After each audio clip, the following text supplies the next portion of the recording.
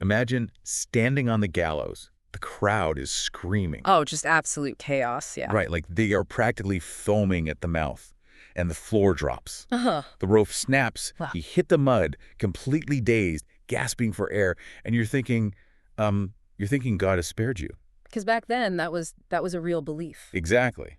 But then they just pick you up and hang you again. So what kind of dark political machine requires a man to die twice just to keep its secrets? I mean, that is a deeply, deeply unsettling way to open a conversation. Good, because today's case is deeply unsettling. Welcome to Forgotten Mysteries Chronicles, where we dig into the stories history tried to bury. And today, we are going all the way in. We really are. We're looking at a huge stack of historical texts, trial records from the Old Bailey, historical encyclopedias. You probably know him as the ultimate pirate, right? Yeah. William Kidd, Captain Kidd. But what if we told you he might have been a completely innocent man, like framed by the most powerful politicians in England? That's the mission today. We want to unearth how this celebrated New York elite, this government-sanctioned privateer, became the ultimate scapegoat. I mean, he ends his life rotting in an iron cage over the River Thames. Just to set the tone here, this isn't some swashbuckling pirate tale. No sea shanties today. Right. This is a claustrophobic political thriller about a guy trapped by a corrupt system and his own doomed crew. So let's look at the source material. How does a guy who is practically colonial royalty end up with a rope around his neck? Well, he didn't start out as royalty. He was actually born in Dundee, Scotland, around 1645.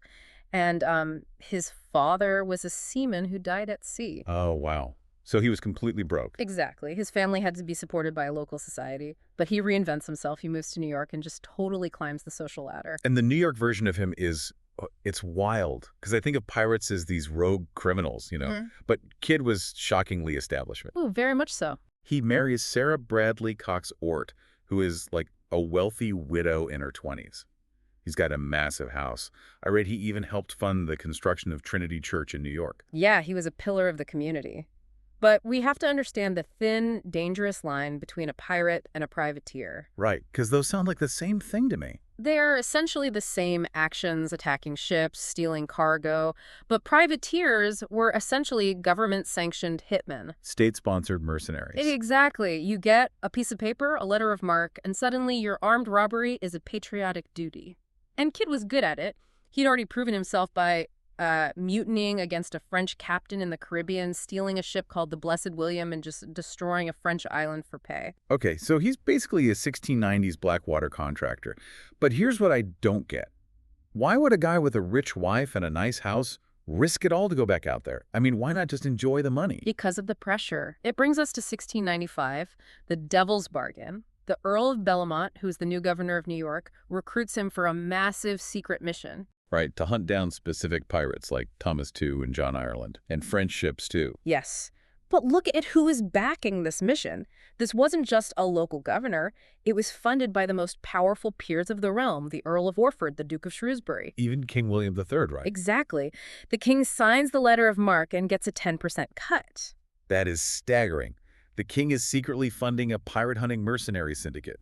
And if you're William Kidd and the king and the most powerful men in England ask you to do a job, you cannot say no. Right. You say no, you become a social pariah. They'd probably seize his house and ruin his legitimate business. He was completely trapped into taking this job. He even had to sell his own ship to help fund the new one they demanded. Which brings us to the ship, the Adventure Galley. And reading the specs on this thing, it was terrifying. It was a predator ship, 284 tons, 34 cannons, but its most important feature was the oars. Yeah, the oars. I was so confused by this in the sources. Why would a 17th century warship need oars? That feels so ancient Roman. It's all about the doldrums. In the Indian Ocean, you get these patches of dead water. No wind at all. Regular sailing ships would sit there, paralyzed. Oh, I see. But Kidd could drop the oars, row right up to a paralyzed ship's blind spots, and just obliterate them. It allowed him to outmaneuver anyone. So he's got this super weapon of a ship, he's got elite backers, and a hand-picked crew. It should have been a flawless mission. Should have been. But then we have the catastrophe on the River Thames. This incident is, I just can't get over it. So they're sailing out of London, right, down the Thames. And there's this Royal Navy yacht. Yes, at Greenwich. And maritime law says you have to salute them, you have to show respect. But Kidd just sails right past. Whether it was arrogance or distraction, he fails to salute. So the Navy fires a warning shot. Right, like, hey, show some respect. And what Kidd's crew does next is, I mean, I literally laughed out loud reading this, but it is so deeply suicidal. It really is. They turn around, drop their pants, and slap their bare backsides at the Navy vessel. They moon the Royal Navy. Just unbelievable disrespect. Who does that? You are on a highly classified, state-sponsored mission for the king, and you moon a fully armed warship. Well, the Navy captain didn't find it funny at all. He retaliates in the worst way possible. He uses a practice called pressing. Just legally kidnapping them, basically. Exactly. He boards the adventure galley and conscripts Kidd's hand-picked, loyal crew right into naval service, just takes them. And Kidd is left incredibly short-handed because of a mooning joke.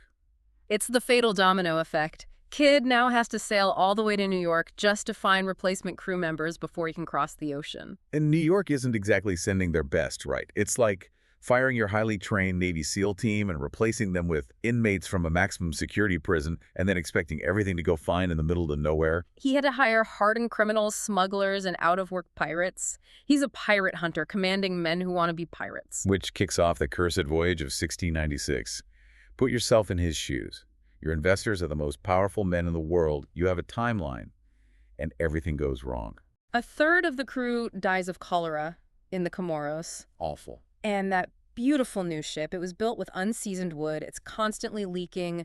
They are pumping water day and night just to stay afloat. And the worst part for the crew, they aren't finding any pirates off Madagascar. No targets means no money. Exactly. The criminals he hired are starving and whispering about mutiny because Kidd isn't making them rich. He refuses to attack legal merchant ships. Which brings us to the boiling point. October 30, 1697. The murder of William Moore. Right. They spot a Dutch ship. Now, England is not at war with the Dutch, but the crew, led by the gunner, William Moore, demands they attack it anyway. Wait, so the crew wants to commit actual undeniable piracy, and Kidd is the one trying to stop them to stay legal. Yes. Kidd refuses. He wants to stick to the letter of his commission. And Moore pushes back. Moore gets in his face, sharpening a chisel, basically trying to start a mutiny. He calls Kidd out in front of everyone. Kidd calls him a lousy dog. And Moore says something like, "If I'm a lousy dog, you made me one." Right. And Kidd just loses it. He picks up an iron-bound bucket, used for hauling seawater, and brings it down on Moore's head. Ugh. An iron-bound bucket just crushing his skull on the deck. Yeah. I mean, the sheer brutality of that. Just stop and think about it. It fractured his skull. Moore dies the very next day. That is straight-up murder. But Kidd doesn't even try to hide it, does he? No, he thought he was completely protected. Naval law gave captains a lot of leeway to stop mutinies, though killing a man was crossing the line. But Kidd boasted to the ship's surgeon that his good friends in England would protect him. The arrogance. He really thought the king and the Whig lords would just wave away a murder. He fundamentally misunderstood his relationship with these men. He thought he was their partner. He didn't realize he was just a tool. And the trap is about to close on him. But first, he actually gets what he wanted.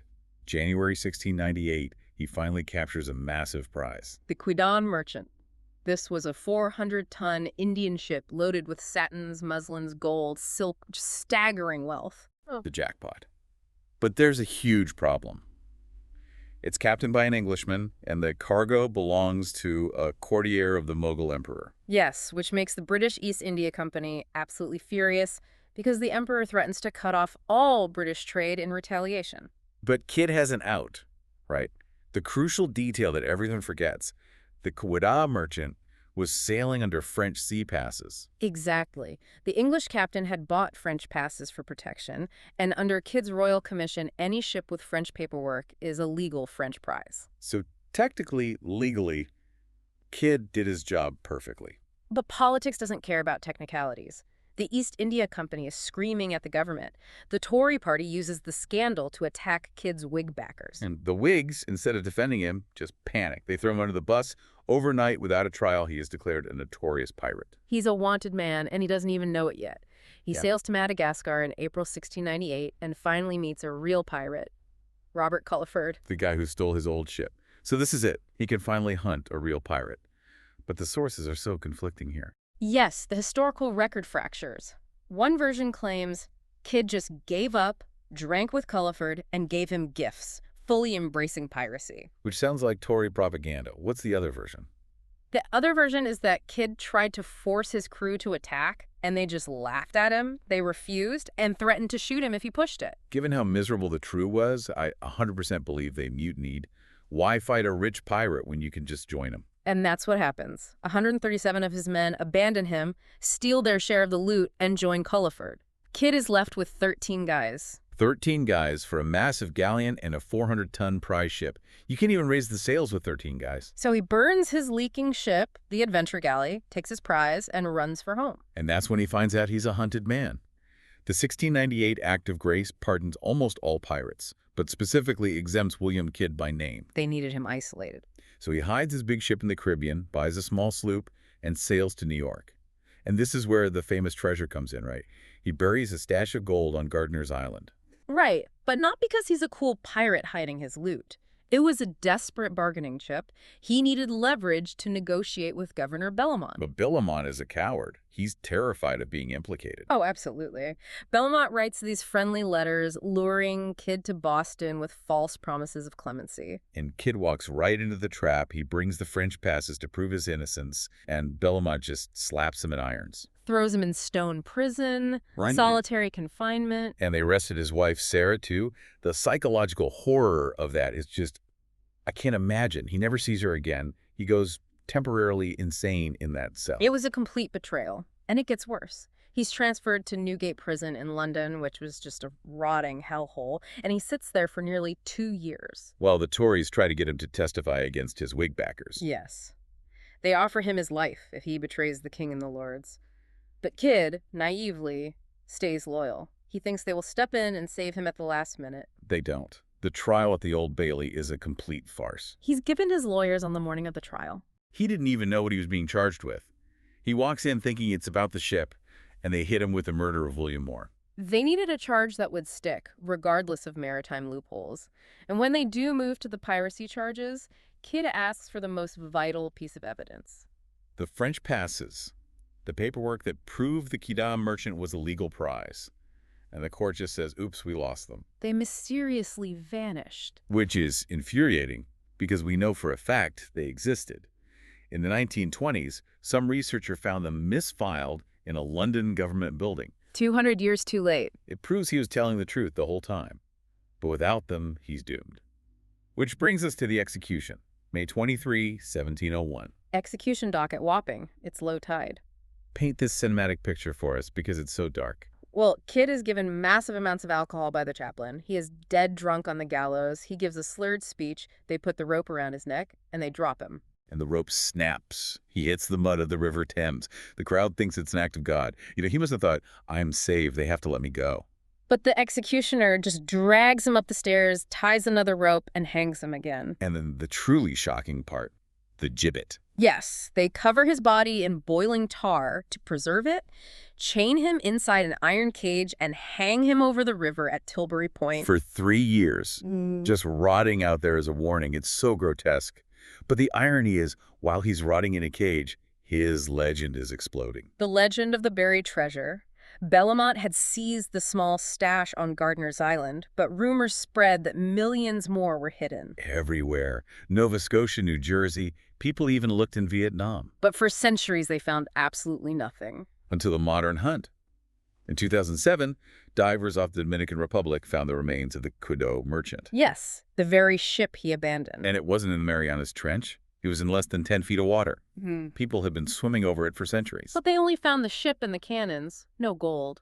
Which just drives the treasure hunters crazier. Contrast that with the 2015 discovery in Madagascar. Oh, that was a disaster. An explorer claimed to have found a 110-pound solid silver bar from Kidd's treasure. They presented it to the president of Madagascar in this huge ceremony. And then UNESCO tested it a few months later. It wasn't silver, it was 95% lead. Just a piece of old port construction debris. Oh, the secondhand embarrassment is so real. But it leaves the mystery hanging, doesn't it? It really does. I mean, we found the ship. We found the French passes 200 years too late. But the vast majority of the treasure, the gold that might have saved his life if he just handed it over, it's still out there. Somewhere. Which brings us to the verdict. We've looked at all the sources. Who was William Kidd? Let's start. Honestly, I think he was a complete patsy. Really? Complete. Yes. He was a corporate fall guy. The king and the Whigs used him to do their dirty work, and when it became politically inconvenient, they erased his evidence and hung him twice just to shut him up. The missing French passes prove it for me. I see your point. The trial was definitely a sham, but I have to push back a little. We can't ignore the fact that he did bash a man's brains in with a bucket. Yeah, that's true. He wasn't entirely innocent. He associated with known pirates. He lost control of his men. I don't think he was an angel. But the real mystery is whether the crown's impossible demands made him a monster. That's a great point. Did they force him into a corner where he had to become a monster just to survive? Wow. But we want to know what you think happened. Drop your theory in the comments. We read every single one. And if this episode gave you chills, hit that like button and subscribe so you never miss the next mystery. We are posting a brand new Forgotten Mystery every single day, and trust me, you do not want to miss what is coming tomorrow. And tomorrow's going to make your blood run cold. We are looking at one of the darkest chapters in American history, but not the version they taught you in school. Tomorrow on Forgotten Mysteries Chronicles, we're diving into the real witches of Salem, the political plot behind the trials. Make sure you are subscribed so you are there the moment it drops. Until tomorrow, stay curious, stay skeptical, and never stop asking what really happened.